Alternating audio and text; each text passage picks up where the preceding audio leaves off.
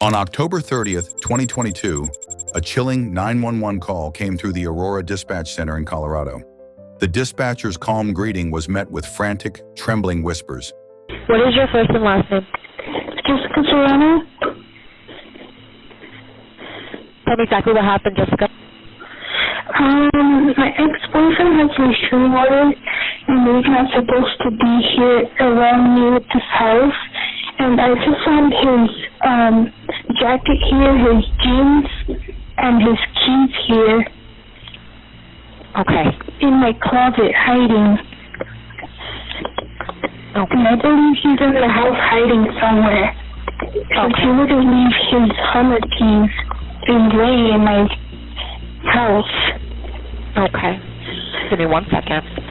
Mm-hmm. Okay. Is there anybody that saw him in the house at all? That what? Sorry. You're good. Did anybody see him inside the house? No, but his stuff is here. Okay. Got it. Did you, look around? Did you see him at all or anything? No. Okay. Okay. Bear with me 1 second, okay? So we believe he's hiding somewhere. Okay. How many people are in the house with you right now that you know of? 4. Okay. He's here, please. He has a gun. Hurry! The woman's voice cracked with sheer terror as muffled screams erupted in the background. Do you have cameras around your house? Yes, we do. Okay. Did you see anything on the cameras? I don't. Not at the moment. I haven't, because my sister's the one that has the cameras. But I told her to check, so she's going to do that now. All right. Is anyone there experiencing any flu symptoms or been asked for self-quarantine? No, ma'am. Alrighty. I do have that in here. Okay, we're going to go ahead and put them out there. If you do end up seeing him on camera or anything else, just give us a call back, but I have it in, okay?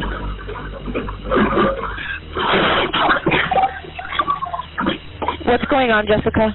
Oh, my God. There's shots fired at my house. Okay, what's going on? I don't know. I can't lost myself with the restroom. Help now. Stay on the phone with me. Help now. Stay on the phone with me. Stay on the phone, okay? Don't hang up. Do you know who shot at the house? No, we don't have to downstairs. Okay. Okay.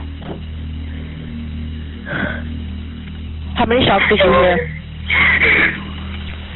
4. Okay. Was that another one? Oh my God.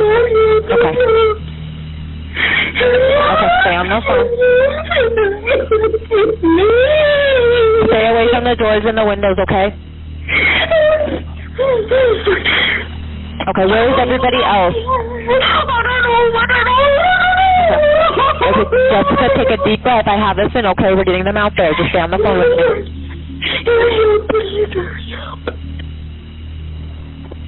Okay. Who's that in the background? Is there anybody with you? I don't know. No one's with me right now. Okay. Do you know who's that yelling in the background?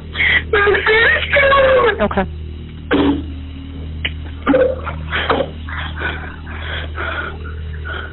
Stay on the phone, okay? Which room are you in?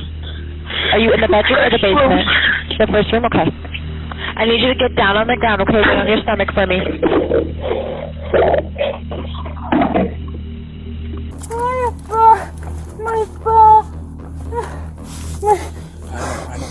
I know. How much you take? I can't breathe. Just throw this back and get victim services rolling, please. I know.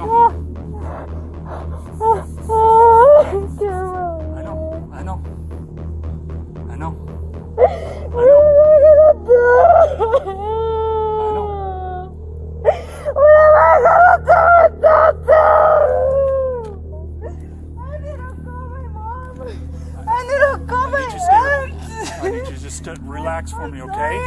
I know. I need you to relax for me, okay? I was was telling them to hurry up. I know. I was telling her hurry up. I know, sweetheart. I know.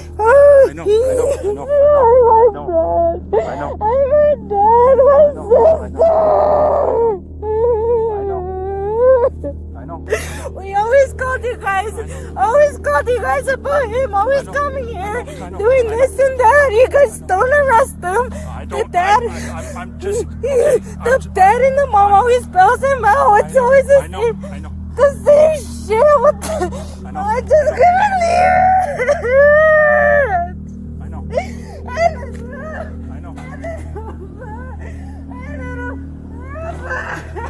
I know. Why? I know. Why me? I know. Why? I know.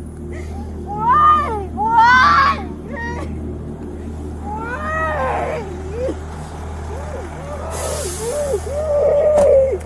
I told you guys, hurry up! I know. You guys wouldn't listen to me! You guys wouldn't listen! Why?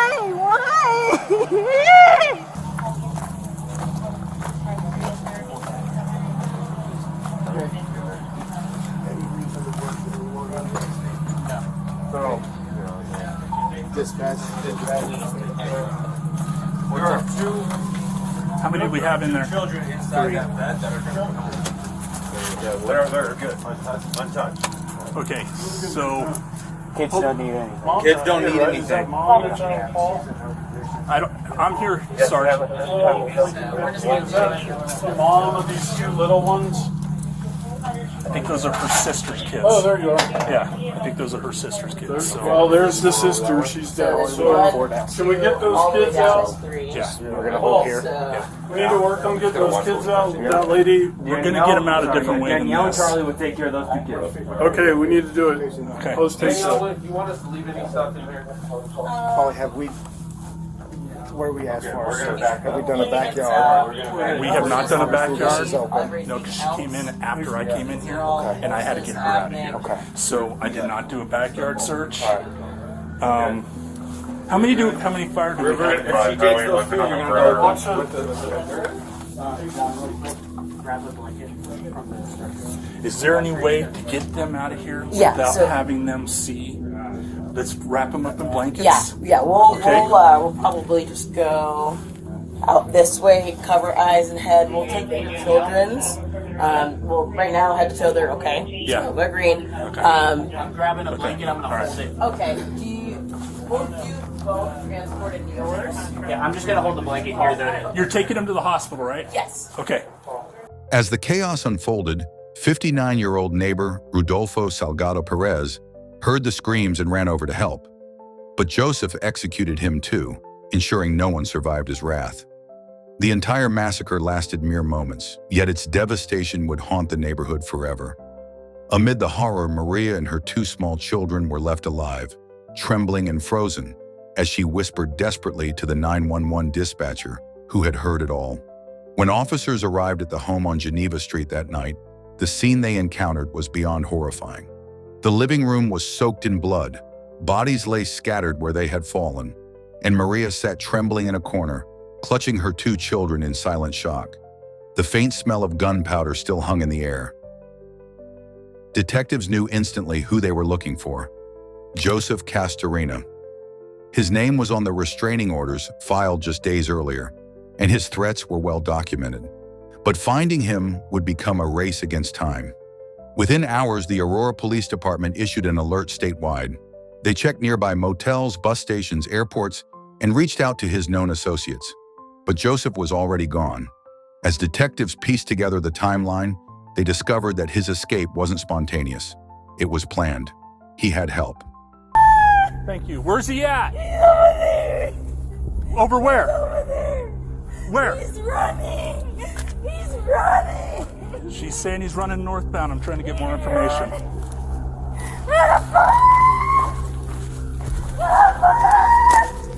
Yeah, that car just comes southbound right there. Check the street.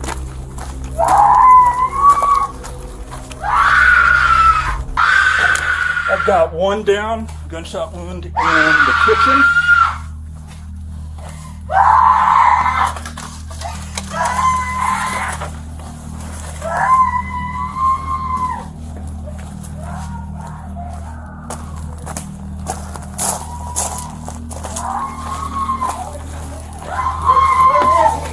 Get the female out of here. Get out of here. Ma'am, come on. You need to get out of here. Come on. Go out there. Go outside. Go outside. You stay outside. Come on.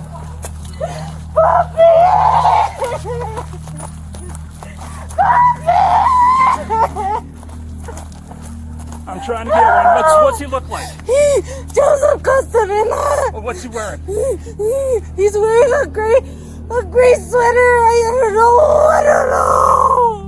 He wanted to kill me too, but he didn't have no more bullets. Okay, you gotta come back over here. I want you to sit right here. Sit I don't know. My dad, Mariana. The girls. What girls? They're in the room. I don't know. Okay, stay here. I need you to stay here. The girls. I might have some girls inside. Some The girls. I want you to stay here. I'm sorry, I just can't believe it. I can't believe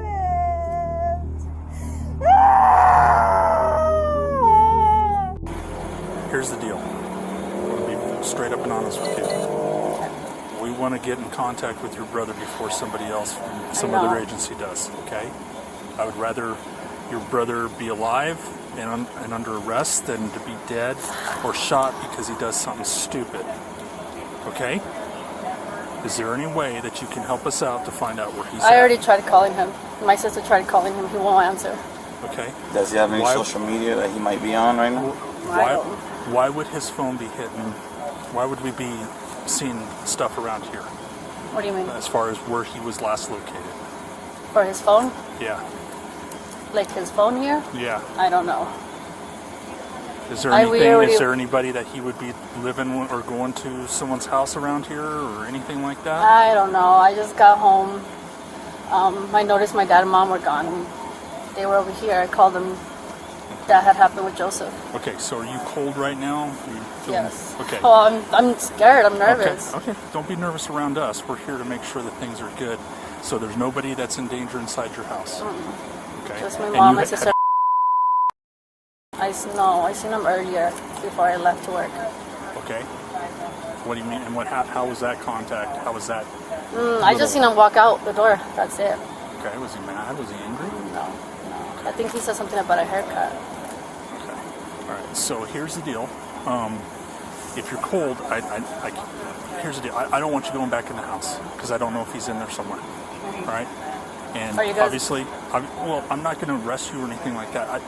I just don't want you going back in the house, and I'd like you to be compliant with us, okay? Because the situation is.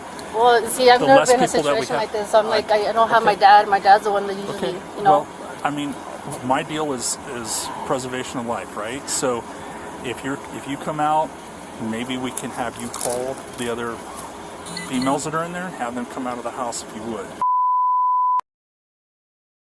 Everybody that's in the house. Everyone that's in the house. Surveillance footage showed his brother, Juan Angel Castorena, and cousin, Carlos Casillas Flores, coordinating his getaway. They provided him with a car, cash, and a burner phone to avoid digital tracking. Detectives tracked his phone records, which led them to a series of short calls made to contacts near the Mexico border. They worked with the FBI and U.S. Marshals, expanding their search beyond Colorado. The FBI's Violent Crimes Task Force joined the manhunt, deploying resources to monitor highways, checkpoints, and border crossings. As days turned into weeks, fear gripped the Aurora community. Rumors spread that Joseph might return to finish what he started.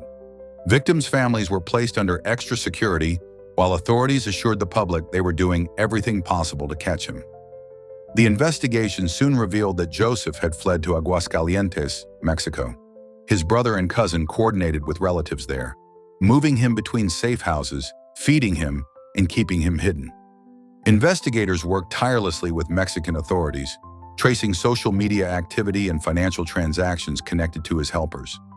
In Mexico, he lived like a fugitive, sleeping on mattresses on the floor, eating basic meals, never stepping outside in daylight, and always listening for footsteps at the door. FBI agents and Mexican federal officers closed in as they gathered intelligence on his exact location. By December 2022, nearly 2 months after the murders, they were ready. At dawn, armed officers surrounded a small, modest home in Aguascalientes. Inside, Joseph was asleep, unaware that his time on the run was over. He didn't resist when officers burst in and cuffed him. As he was escorted outside, cameras captured his blank, emotionless face. A man who once believed he could outrun justice, now defeated. Acabo la detención de la persona de nombre Joseph Castorena. Back in the U.S., his brother and cousin were arrested and charged as accessories after the fact. Their loyalty to Joseph now cost them their freedom and left their own families to pick up the pieces. For detectives, Joseph's arrest was a moment of relief, but the pain of what he had done could never be erased. Their relentless pursuit brought a killer to justice, but it could not bring back the lives he stole. For weeks after the brutal murders, fear gripped the entire community. News channels flashed Joseph Castorena's face day and night as the Aurora Police Department, FBI, and U.S. Marshals launched an intense manhunt. Residents double-locked their doors, terrified that he could be hiding anywhere. Investigators quickly uncovered that Joseph hadn't acted alone in his escape. His brother Juan Angel Castorena and cousin Carlos Casillas Flores had helped him flee within hours after the murders. With their assistance, Joseph crossed the border into Mexico, vanishing into the bustling streets of Aguascalientes. He believed he could disappear there, blending into a place where few knew his crimes. But law enforcement refused to let this quadruple murderer remain free. The FBI coordinated with Mexican federal authorities, sharing surveillance footage, digital footprints, and tips that trickled in from both sides of the border. They learned that Joseph was moving between safe houses, often sleeping on floors, eating whatever he was handed, and hiding away from windows like a hunted animal. On a quiet morning in December 2022, after nearly 2 months of relentless searching, Mexican authorities surrounded a small residence in Aguascalientes. Inside, Joseph was sleeping on a thin mattress on the floor when officers burst in. He didn't fight back. There were no screams or desperate attempts to escape. It was as if he knew his time was up. As officers cuffed him and led him outside into the blinding sun, Joseph kept his eyes down, refusing to acknowledge the cameras flashing around him. I know it's been a long day, probably for you as it is us. Are you cool with talking to us? I am. But I feel more comfortable with an attorney, so. Okay. Do you have an attorney? No, I would like to get one. Yeah, I get that's. I'm trying to figure out. So right now you're here. You have a federal hold. The hold would be here to and go to Colorado, or how would that work? Yeah, end up back there. Yeah. So I don't know if you would. I don't honestly know really how that works. You have to get. I don't know if it's a federal attorney and then you'd be a state public defender. Okay. So okay. Yeah. I mean, obviously we came from Colorado. I'd really like to hear, your side of the story. We've talked to quite a few of your family members. Yeah, man. So. From what I seen in the news, it's totally different. So my side. Right. How things happen. Right. Okay. And you don't want to. No. It's my understanding you already have been.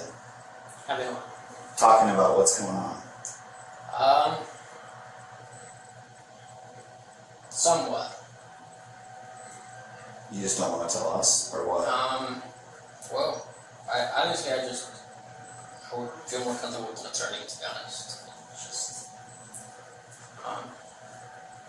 the way I'm feeling. Joseph would allege the Mexican police had treated him roughly, something the Colorado police guaranteed would not happen. Well, yeah. I guess we were told that you were talking to the Mexican authorities. Not really. Not really, no. They're a little more brutal, so. Well, you're shaking like a leaf here. Yeah. You know nobody's going to beat the shit out of you in Phoenix, Arizona, so I don't know. What? I said nobody's going to beat you up here. Oh, no, I know. I was shooken up and just was passed out of there. I haven't slept, so. Honestly, just 2 hours sleep. I haven't slept since, say, Saturday that I woke up in the morning. I slept at all, so. Yeah, the Mexican police didn't rough me up a little bit, so. They're not very nice. It's an understatement. Alright, well, like I said, nobody's going to beat you up here, so if you don't want to talk, that's kind of where we're at. Meanwhile, his brother and cousin were arrested back in the United States and charged as accessories after the fact. Their loyalty to Joseph cost them their freedom, leaving their own families to carry the weight of their choices. In March 2023, Joseph was extradited back to Colorado under heavy security. As he stepped off the transport plane, shackled and surrounded by federal agents, the families of his victims knew that the man who destroyed their world would finally face justice. In May 2024, the courtroom in Arapahoe County, Colorado, was filled with an overwhelming silence as Joseph Castorena walked in, wearing a prison jumpsuit and chains clanking around his ankles. He showed no emotion as he sat down, staring blankly ahead while prosecutors read out the charges: 4 counts of first-degree murder and 1 count of attempted first-degree murder. Family members clutched each other's hands, holding back tears as photos of the victims flashed on courtroom screens. Prosecutors painted Joseph as a cold-blooded killer, a man who believed he owned Maria and who saw her family as obstacles in his way.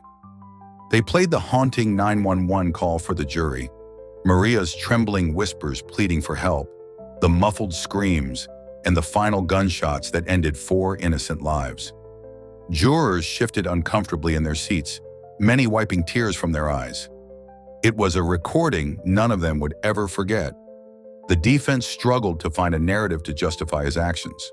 There was no insanity plea, no claim of provocation, only weak arguments about his mental state and personal hardships. But the evidence was overwhelming. The restraining orders filed days before, the clear premeditation of breaking into the home and waiting for hours, and the deliberate execution of each victim. During closing statements, the prosecutor looked directly at Joseph and said, "You didn't just steal 4 lives. You stole a mother's dreams, a father's pride, a brother's future, and a neighbor's courage. You left behind nothing but grief and shattered families, and you did it with no remorse." The jury deliberated for only a short time before returning with their verdict, guilty on all charges. As the judge read out the sentences, 4 consecutive life sentences without parole, plus 24 years for attempted murder to be served concurrently. Joseph showed no emotion, no tears, no apologies, just an empty stare that chilled everyone in the courtroom. For the families, there was no relief, only the heavy knowledge that justice had been served, but their loved ones would never return. The judge's final words echoed through the silent courtroom. "You chose to be their executioner. You showed no mercy, and this court will show you none." On September 3, 2024, the courtroom in Arapahoe County was packed. Family members of the victims sat in silent anticipation, clutching photos of their loved ones as they waited for the final judgment. For them, this day was not about revenge. It was about holding the man who tore their world apart accountable for every life he extinguished. Joseph Castorena walked into the courtroom wearing a tan prison jumpsuit, chains rattling around his ankles with every step. His expression was blank, his eyes cold and empty, as he sat down without even glancing at the grieving families before him. Judge David Carpel read through the verdicts one by one: 4 counts of first-degree murder and 1 count of attempted first-degree murder. The courtroom was silent except for the soft sobs of the victims' families as they heard each guilty count echo through the chambers. The prosecutor spoke firmly, describing Joseph's crime as an act of pure evil, a calculated, cold-blooded execution driven by his obsession with control and a deep hatred for anyone who stood in his way. Family members gave their victim impact statements through tears. Maria spoke with a trembling voice about watching her father, brother, and cousin die within seconds, her words breaking as she described how her children now wake up screaming from nightmares, asking when their grandfather is coming back. The neighbor's family described Rodolfo Salgado Perez as a hero, a man who sacrificed his life trying to save others. Each statement filled the courtroom with grief, anger, and a heavy silence that even Joseph couldn't ignore. When it was time for sentencing, Judge Carpel looked directly at Joseph and said, "You committed these murders with premeditated, calculated malice. You ended 4 lives in moments and showed not a shred of remorse. You chose to be their executioner, and for that, this court chooses to ensure you will never harm another soul again." He then sentenced Joseph to 4 consecutive life sentences without the possibility of parole, ensuring that even if one sentence was overturned on appeal, he would never walk free. He also sentenced him to an additional 24 years for attempted murder, to be served concurrently with the life terms. Joseph sat motionless as the words fell upon him, his eyes staring forward, unblinking, offering no apology to the families he destroyed. For the victims' families, justice was served that day. But as they left the courtroom, tears streaming down their faces, they knew nothing could ever bring back the people they lost. Justice, while necessary, could never fill the empty chairs at dinner tables or silence the echoes of their loved ones' final screams. The aftermath of Joseph Castorena's crimes left a deep, gaping wound in Aurora, Colorado, one that may never fully heal. The Serrano family home, once filled with laughter, birthday celebrations, and quiet dinners, became a silent monument to tragedy. Friends and neighbors gathered outside, leaving flowers, candles, and photos on the front steps to honor the victims whose lives were stolen in such a brutal, merciless way. For Maria, every day became a struggle to survive the memories burned into her mind. The image of her father falling to the floor, the sound of her brother's final breath, and the feeling of complete helplessness as her world shattered in seconds. The community came together to support her and her children, raising funds to help them relocate and rebuild what little sense of safety they could. But there were questions that haunted everyone. Could anything have prevented this? Could the restraining order have saved them if enforced differently? Or was Joseph's rage so determined that nothing would have stopped him from destroying those lives that night? Advocates for domestic violence victims use this tragedy as a rallying cry, pushing for better protective systems and urgent intervention for those threatened by partners unwilling to let go. Today, Joseph Castorena sits in prison, sentenced to spend the rest of his life behind bars with no hope of ever walking free again. But for the families left behind, justice, while necessary, does not erase the pain. 4 lives were taken by a man who believed he had the right to decide who deserved to live or die, simply because he could not handle rejection. This case serves as a chilling reminder that evil can hide behind the most ordinary of faces. A neighbor, a boyfriend, a friend. Sometimes the people we think we know hold darkness deep within them, waiting for a moment to strike. If there's one lesson to take from this tragedy, it's to never underestimate threats of violence. Always trust your instincts, seek help, and protect yourself and those you love before it's too late. If this story shook you, subscribe for more true crime cases that reveal the darkest corners of human nature. Stay aware, stay safe, and remember, behind every quiet street, there are secrets we can't even begin to imagine.